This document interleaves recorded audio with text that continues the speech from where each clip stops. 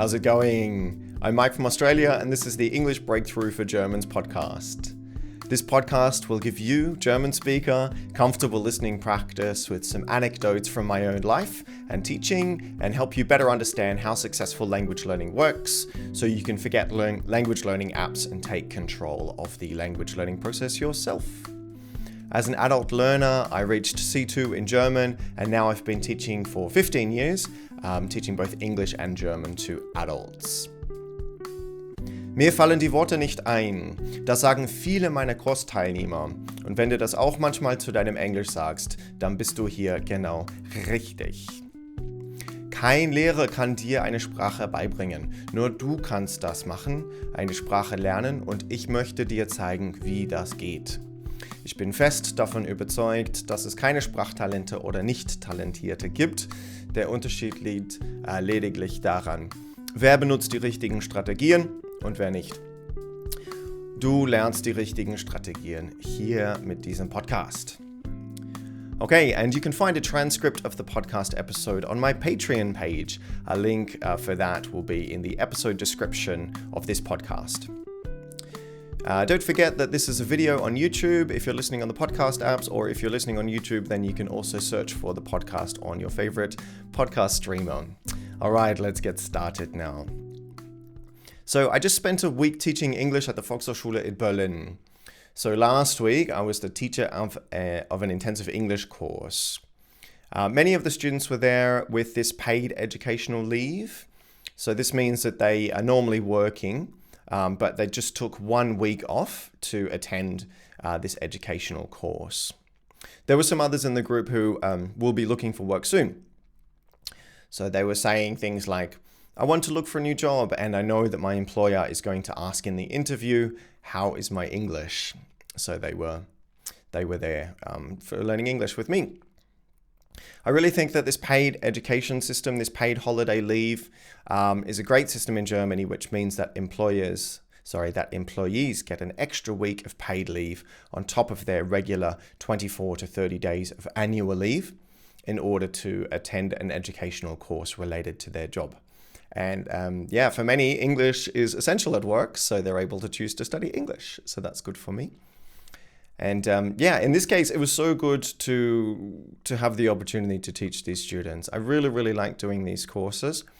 And it's really nice for me to do these courses because I can get away from my computer for a week. Normally, I teach online, and being in the classroom with real students is obviously a real pleasure for me. Feels a little bit old school, but I do enjoy it. The classes are from 9 to 3:15 every day. So it is quite a lot. Some people say to me, oh my God, I don't know if I could sit and concentrate for that whole time. But it works. We change it up. There are different activities, different conversations with different people. We watch the odd video, and it seems to be okay. 9 to 3:15 definitely wouldn't be possible if we were just online. In the classroom, we can stand up, move around, we can connect with people, and so it was fine for everybody, and they were all happy at the end of the week. Some of the feedback that I received focused on the learning strategies that the students learnt about during this course. So one of my big concerns with the Volkshochschule courses is that after you have done 1 week of lessons, then you don't know how to continue learning afterwards. So maybe you learn a lot in that week, but then what happens after that week? And hopefully the learning doesn't stop. So I really try to give my students learning strategies that they can use to continue the learning once they get home. So in this episode of the podcast, I want to share with you some of the key things that I noticed or was reminded about from teaching this week at the Volkshochschule. So these are problems that face learners, or it might take some time for people to overcome these kinds of issues. So there are some things I'll talk about today. But before we start with that, if you listened to the podcast last week, you'll remember that I was quite frustrated about my bike. So I thought I would give you an update there. As I said, I was going to take my bike to the bike shop, and I did do that yesterday. And after a few hours, I got a call from the shop saying that the back wheel and the internal gears aren't working anymore. They are broken. So it's going to cost about $280 to replace the back wheel and the gear system of my bike. So I'm a little bit bummed about that. But anyway, I'll be really, really happy once I get my bike back and I'll be able to cycle around the city again without worrying that it's going to break soon. All right, so let's get to this. So these are the different things that I have learned from teaching English at the Volkshochschule for the last week. Number one. Okay, I'm not going to tell you this one straight away. I'm going to build up to it. In a self-assessment, I got some really, really interesting information from the students at the start of the week about what they think they are good at and what they don't think they're good at. And I usually get the same kind of typical answers about where their strengths and weaknesses lie. So I'm going to tell you what the question was in the survey that I did in the self-assessment, and I would like you to think about what your answer to this question would be. Or you can also think about what do you think would be most challenging for other learners. Okay, so here's the question. How would you rate your ability in the following areas? So I gave them options from 1 to 5. 1 is low, 5 is high. So the following areas were vocabulary, reading, listening, spontaneous conversation, grammar, reading aloud, writing. Okay, so what would be easiest for you? What would be hardest? So I looked at all of the results and I worked out what was the easiest for the group and what was the hardest in their own self-assessment. The first one on the list was reading. So this means it was easiest for them. Yeah, so reading was the easiest, and then we had writing, reading aloud, vocabulary, listening, grammar, and spontaneous conversation. So reading was the easiest, spontaneous conversation was the last, the most difficult, and listening was the third most difficult. To me, this makes sense with regards to reading, that it's the easiest because, one, you can take your time when you're reading. If you don't understand, you can quite easily go back and read a section again, read a paragraph again, and you can read at your own speed. But if you're listening, you can't control the speed. Point number 2, when you're reading, you can use your own accent in your head. Okay? So a Spanish speaker might pronounce a word like road as road. A German speaker might pronounce a word like iron as iron. Neither of these pronunciations are correct English pronunciations of the word, and they might cause problems with understanding in a conversation. But they don't stop us from understanding the words in the text, okay? So Germans usually say iron, but the English pronunciation is iron. Okay, so listening was also very difficult for the students. I'm going to talk a little bit about that later on. All right, and spontaneous conversation, they told me, was the hardest. I think that's because people don't know how to prepare for spontaneous conversation. They don't know what strategies that they can use when they're learning English at home. Obviously, you don't have a conversation partner at home. So they don't have the vocabulary ready to respond naturally when they are speaking, and they aren't used to the pressures of real-time conversation. So remember, conversation is like tennis. You need to respond to the person that you're speaking to based on what they said, and not just say something related but not connected to what they have said. So if you don't say something that's connected, it's like you're hitting balls in tennis, yeah, across the tennis court. So you're just hitting balls backwards and forwards, hitting balls to each other, but you're not returning that ball, if that makes any sense. Okay, or you could think about dancing, partner dancing, and you're not really listening to the other dancer. It doesn't work. All right, let's come to point number 2. Point number 2 is learners often have no strategy for learning vocabulary. All right, so last week I talked a lot about learning vocabulary, so make sure you go back and listen to that episode if you haven't already. But basically, students are overwhelmed because there are so many words to learn and they don't know where to start. Okay, so here is a short list of questions that can help you guide which words you need to learn. How frequently is this word used in my language? Or in the new language? Do I use a similar word in my first language frequently? Or maybe just every 6 months? Is the German equivalent of this word in my active or in my passive vocabulary? Am I likely to see or hear this word again soon? Giving my brain a chance to experience it in context through repetition. So to demonstrate an infrequent word in English, I showed the students a word ubiquitous, which means allgegenwärtig, omnipresent. Something like mobile phones, smartphones are ubiquitous in society in 2026. So this is a word that many native speakers might not regularly use. And although I think they might remember it because we talked about it in class, I don't think this word is a very useful word for my students to learn because it's not a very frequent word in English. There are words with much higher priority. So remember that there is a great way, a really easy way for you to focus on vocabulary which is the right frequency for you, and that's by reading these graded readers. So this is what I talked about last week. So graded readers, die sind eingestufte Lektüren for learners. They have controlled vocabulary. So as you progress through the levels, you're learning words which are at the right frequency for you. If you read a book for native speakers and your vocabulary size is only about A2 or B1, you're going to meet a lot of unknown words, a lot of new words, which will slow down your reading and it will start to feel overwhelming really quickly. So Germans with English generally don't realize how important controlled vocabulary is, and they want to learn everything. So they get lost in a sea of vocabulary and they don't know where to begin. One student of mine in the course said he was recently reading Animal Farm by George Orwell.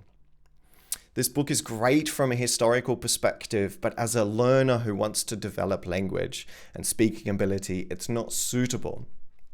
There are lots of unknown words, and it's also difficult to know how modern the vocabulary is. I've got a section of it here. I'm going to read to you the original English section, and then I'll read a German translation to you so you can feel the kinds of language, okay? So here's the first paragraph, the very first page of Animal Farm. Mr. Jones of the Manor Farm had locked the hen houses for the night, but was too drunk to remember to shut the pop holes. With the ring of light from his lantern dancing from side to side, he lurched across the yard, kicked off his boots at the back door, drew himself a last glass of beer from the barrel in the scullery, and made his way up to bed, where Mrs. Jones was already snoring. Okay, was that challenging? I'm pretty sure it was. So just in this short paragraph, you can see there were a number of words which could be challenging. Hen houses, pop holes, lurched, drew a beer, lantern, barrel, scullery. So these are all words which don't have a high frequency in English, so they're not necessarily so useful to learn. So here's a German translation from Deepel, so you can get a feeling for the kind of vocabulary in German. Herr Jones von der Manor Farm hatte die Hühnerställe für die Nacht verschlossen, war aber zu betrunken, um daran zu denken, die Auslaufklappen zu schließen. Während der Lichtkreis seine Laterne hin und her tanzte, taumelte er über den Hof, streifte an der Hintertür seiner Stiefel ab, schenkte sich im Spülküchenbereich ein letztes Bierglas aus dem Fass ein und machte sich auf den Weg ins Bett, wo Frau Jones bereits schnarchte. Okay, so you can probably get a feeling that this sort of vocabulary is not really useful for you for conversation, okay? So when we're reading, we have to stop and look these words up. And when we meet too many unknown words, it becomes too hard to read. So this kind of text is even hard for many native speakers as well. A German speaker reading this text in English will inevitably have to translate the text to German or some of the words, see how it feels in German, and then read it again in English. And this is a very, very slow process. So graded readers, on the other hand, enable you to easily identify what your level is and find a book which is suitable for you so there aren't too many unknown words. Remember, there should be a maximum of about 2 to 3 unknown words on each page. Also, graded readers feature a lot of spoken dialogue, so you're learning phrases which you can use in conversation yourself. All right, here we go. Number 3. What did I learn from this Volkshochschule course? You don't need to wait until you're in an English class or having a conversation to practice moving your muscles. So some of the students from the class do speak English regularly, so for them it wasn't such a problem. But for others, the last time they spoke English and produced English words in their mouths was a long time ago. But this doesn't have to be the case, yeah? It's very easy to pick up a book that is a suitable level for you and read it aloud, to think about the meaning and while you focus on pronouncing the sentences correctly. So this is a key strategy which I used when I was learning German, and it helped me warm up my mouth muscles and get used to the different feeling of German in my mouth, because it felt different to English. And also because when we have live conversation, there are a lot of pressures, a lot of things we have to think about. But when we're reading aloud, we don't have to think about those things. Okay, number 4. First language intuitions are very strong, and different students have a different level of sensitivity to how skeptical they should be about their first language intuition. Okay, some people are more skeptical, which is good. Some people are less skeptical and just translate from German and are a little bit too trusting, I think, that it's going to work. So this is a really fascinating point, and maybe I will talk about it in another podcast. But basically, our word choices and our mouth muscles are all influenced by our first language. We might choose to use a word like search instead of look for, because this is more similar to the German word suchen. Or we might pronounce a word in a German way, like interaction, instead of the correct English pronunciation, interaction. We might prefer to use German grammar structures which are more similar to German. So something like, I work here since 2 years, instead of, I've been working here for 2 years. So the English structures, vocabulary, and grammar feel different to us because we have different language intuition to fluent English speakers. We want to feel secure and confident about the language we are using because we are experts in our first language. And because we are experts, we often feel and tend to use things which kind of feel more like our first language because we're confident in our first language, right? So sometimes this works, like ideal is like ideal, right? University is like Universität. Am Ende des Tages is the same as at the end of the day. But quite often this doesn't work. So English and German have very different history and have evolved in very different ways. So things like grammar and vocabulary can be very, very different, but also how it is used and the historical context of vocabulary. So if you want to say something like, die meisten wohnen in Wohnungen. Die meisten Leute wohnen in Wohnungen. We don't say the most people live in apartments. We don't use the. In this kind of sentence, we'll just say most people live in apartments, not the most people live in apartments. If you want to say, ich kann nicht am Meeting teilnehmen, you might think you should say, I can't take part in the meeting. But that's not correct. We would say, I can't attend the meeting, or simply, I can't come to the meeting.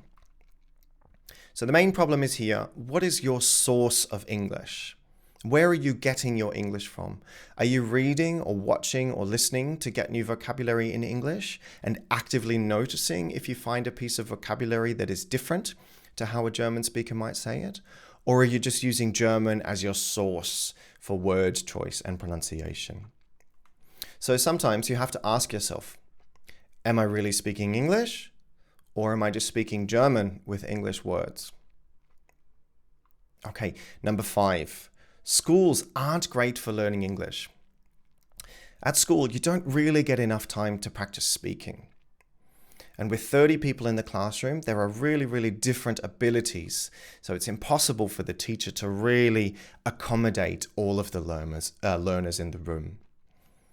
In school, also languages are kind of treated like knowledge, like maths or science or geography, but not as skills. Languages require muscle movement, more like playing music, sport, or dancing. And schools create the lifelong impression that you are either good at languages or bad at languages, which can be damaging for people's well-being or for their self-esteem when using the language. So my mother, for example, even at age 75, thought her German pronunciation was bad and that she's not good at German because that's what her school teacher told her in the 1960s. One day I showed her how to pronounce machen and möchte, and suddenly she was able to pronounce them correctly. So if you think you're not good at English because you didn't get good grades in school, I'm here to tell you that the system is flawed. Schools are not really suitable for learning to speak a language fluently. You can do it. I've seen it again and again in people who believed that they weren't good at languages. Okay, number 6, Germans can be very analytical about learning. So this can be a problem for language learning. So imagine a mathematician or a computer program who thinks in a very analytical way, trying to learn how to dance. They might be good at it, but also they might be analyzing too much. Sometimes you just need to stop analyzing and move your muscles, and it's the same with languages. Okay, number 7, German speakers often don't realize how many pronunciation reductions are used in everyday speech in German, and that if we are listening, we don't understand. If we're listening and we don't understand, or we think the speaker is speaking too fast, the reason is often because similar reductions are used in English. So in German, einen becomes nen, and so ein becomes so'n. In German, we rarely say machst du. We usually say machst du, right? Fahren becomes gefahren, studieren becomes studieren, and this is all very normal. And of course this happens in English too, but many learners don't realize that this is normal or how it happens. So they think that listening is too hard or they just give up. Maybe they just need to practice more, right? They need to practice listening more, but at the right level. Could be that Netflix or in movies for native speakers are just not right for you right now. Okay, so one more thing for the last one, number 8. What did I learn? Human connection and presence in the classroom is powerful, and it's something that AI cannot replace. You will learn so much in a week from being in the same room as other people, and if you can connect with the other students and the teacher on a human level, you will learn so much faster. Our ability to connect with other humans also frames the language that we use. We are social creatures and we need to interact with other people. When we trust somebody, we can learn from them so much more easily. Once in 2017, I was in Valencia taking a Spanish course. Our teacher was very charismatic and funny, and he wanted to show us what a crab is. Cangrejo in Spanish, or Krabbe in German. So he demonstrated the word crab with his arms and his hands like this, and he moved from side to side like a crab. I've never forgotten this, like 9 years later, and I will never forget it either. And this kind of experience is lost in the world of AI and language apps. My brain can remember it easily because of the human connections in the room. All right, that's it for now. I'm not going to recap because I actually have a class now. I have to rush the ending of this podcast recording and go and teach English. Thank you very much for listening. If you liked the podcast, please think about subscribing. Maybe you could leave me a review on your podcast app, or you can recommend the podcast to somebody who you think it might be useful for. All right, thanks very much for listening. Take care. Bye-bye. Have a fantastic week.